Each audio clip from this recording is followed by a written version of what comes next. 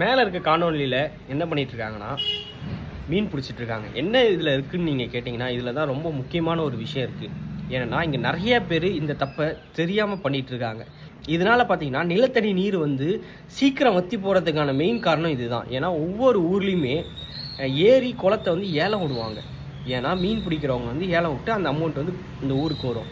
ஆனால் ஏலம் விட்டுட்டு மீன் பிடிக்கும் போது அவங்க என்ன தப்பு பண்ணுறாங்கன்னா அதை போர் போட்டு மிஷின் போட்டு மோட்டர் போட்டு தண்ணி எல்லாத்தையுமே வெளியேற்றிடுறாங்க.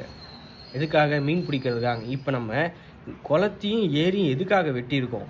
மீன் பிடிக்கிறதுக்கா, தண்ணியை சேமித்து வைக்கிறதுக்கா, நிலத்துக்கு பயன்படுத்துறதுக்கா? இங்கே மீன் பிடிக்கிறதுக்காக தான் முக்கியமாக இந்த தண்ணியை எல்லாத்தையும் வெளியேற்றுறதால நிலத்தடி நீர் குறைய ஆரம்பிச்சுது. நீங்கள் நல்லா நோட் பண்ணி பார்த்தீங்கன்னா ஒவ்வொரு ஊர்லேயும் எப்போ அந்த ஏரி குளங்களை வந்து ஏலத்துக்கு விட்டு பிடிக்க ஆரம்பிக்கிறாங்களோ அப்போல்லாம் அந்த நிலத்தடியோடைய நீர் குறைய ஆரம்பிச்சிடும். ஏன்னா அந்த இடத்துல அந்த தண்ணி இருந்தால் தான் நம்மளுடைய பூமிக்கு அடியில் வந்து தண்ணியோட இது வந்து கரெக்டாக இருக்கும். ஏன்னா மழை காலங்களில் நம்ம பெய்கிற தண்ணியை அங்கே சேமித்து வச்சுருக்கோம்.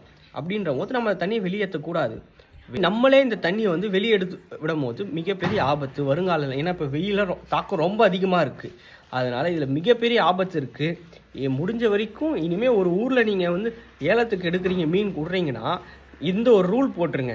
நீங்கள் வந்து தண்ணி எடுத்து விடக்கூடாது, ஆனால் மீன் எப்படி வேணாலும் பிடிச்சிக்கோங்க வலை போட்டு அப்படின்றது. ஏன்னா இவங்க தண்ணி எடுத்து விடும் போது தான் அங்கே பிரச்சனை. இங்கே மீன் பிடிக்கிறது பிரச்சனை இல்லை, நீங்கள் வலை போட்டு பிடிச்சிக்கலாம். ஏன்னா பெரிய பெரிய ஏரியெல்லாம் பார்த்தீங்கன்னா இந்த மாதிரி பண்ண மாட்டாங்க. ரொம்ப கிராமங்களில் இருக்க சின்ன சின்ன ஏரிகள் எல்லா இடங்களையும் இந்த மாதிரி பண்ணிட்டு இருக்காங்க. இது பண்ணக்கூடாது. இது கவர்மெண்ட் எடுக்கணும்னு கூட அவசியம் இல்லை. இது வந்து ஊரில், ஏன்னா இது பார்த்தீங்கன்னா ஊர் மக்கள்லாம் சேர்ந்து தான் யாருக்கு ஏலம் விடுறது, யார் அமௌண்ட் அதிகம் கொடுக்குறாங்களோ அவங்களுக்கு கொடுப்பாங்க. அப்படி கொடுக்கும் போது இந்த ஒரு இதுவை வந்து நீங்கள் சேர்த்துக்குங்க. தண்ணியை இறைக்கக்கூடாது.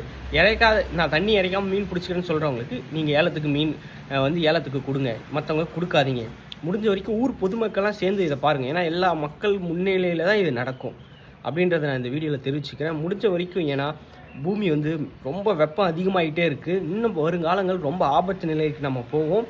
முடிஞ்ச வரைக்கும் பூமியோட தண்ணீர் மரங்கள் நிறையா வளங்க, தண்ணீரை வந்து பூமிக்கு அடியில் சேகரித்து வைக்கணுன்றதை வந்து நான் இந்த வீடியோவில் சொல்லிக்கிறேன். இது மிகப்பெரிய தவறு. இது யாருக்கும் அதிகமாக தெரியாது. அதனால தான் நான் இந்த வீடியோவில் பதிவிடுறேன். நன்றி.